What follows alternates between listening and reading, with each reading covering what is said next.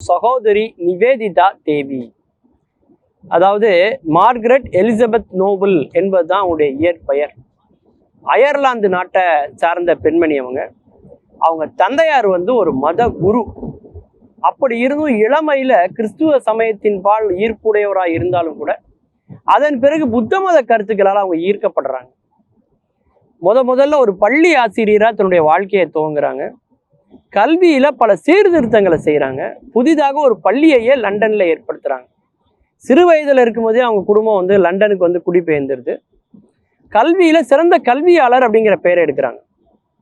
1895 பார்த்தீங்கன்னா சுவாமி விவேகானந்தருடைய பேச்சை முதல்ல நிவேதிதா தேவி கேட்குறாங்க.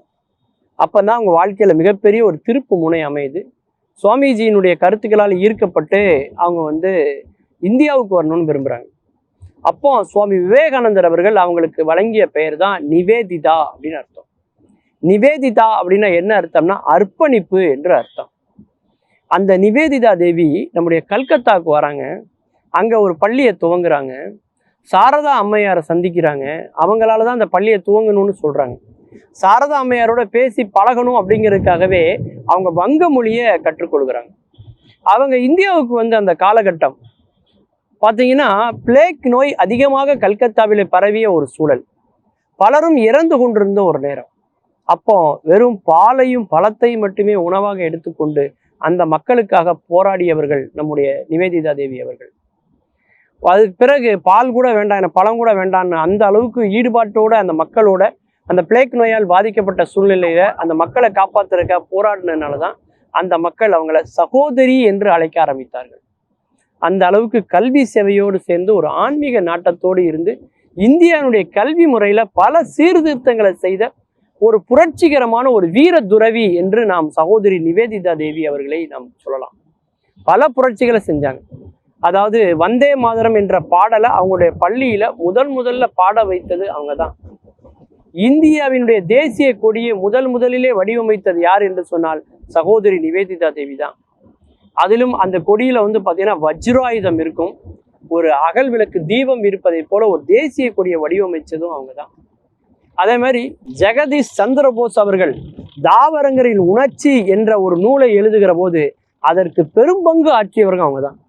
லண்டன்ல உள்ள பெரிய பெரிய பணக்காரங்கிட்ட எல்லாம் பணத்தை வாங்கி இந்தியாவில் உள்ள மக்களை எல்லாம் பாடுபட்டவங்க அவங்க. இந்தியாவை பற்றி உலக மக்கள் வைத்திருந்த கருத்துக்களை எல்லாம் தவிடுபொடியாக்கி இந்தியாவின் மீது எல்லோருமே மதிப்பு ஏற்படுகிற வகையில பல செயல்பாடுகளை நிகழ்த்தியவங்க சகோதரி நிவேதிதா தேவி. மகாகவி பாரதியாரோட அவங்களுக்கு ஒரு சந்திப்பு. அப்போ பாரதியார்ட்ட அவங்க கேட்குறாங்க, வீட்டுல உங்களுடைய மனைவின்னு சொல்லக்கூடிய பெண்ணுக்கே நீங்க விடுதலை கொடுக்காத போது உங்களால எப்படி தேசத்துல விடுதலை வாங்கி தர முடியும் என்று மகாகவி பாரதியார்கிட்டே கேள்வி எழுப்புறாங்க.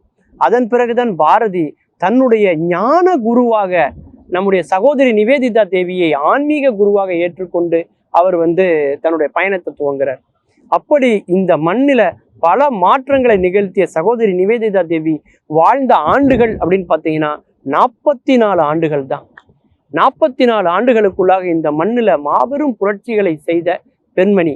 இங்க நாம பார்த்துட்டு இருக்கக்கூடிய இந்த மெரினா கடற்கரை, இந்த சென்னை மண்ணுக்கு 2 நாட்கள் தங்கி பல ஆன்மீக சொற்பொழிகளை நிகழ்த்தி பாரத தேசம் முழுக்க ஆன்மீகத்தால் ஞானத்தால் எல்லோரையுமே ஒன்றிணைத்த ஒரு பெரிய சேவையை செய்த பெண்மணி தான் சகோதரி நிவேதிதா தேவி. மீண்டும் பல புதிய தகவல்களோடு அதில் அறியப்படாத பக்கங்களோடு உங்களை சந்திக்கிறேன். நன்றி, வணக்கம்.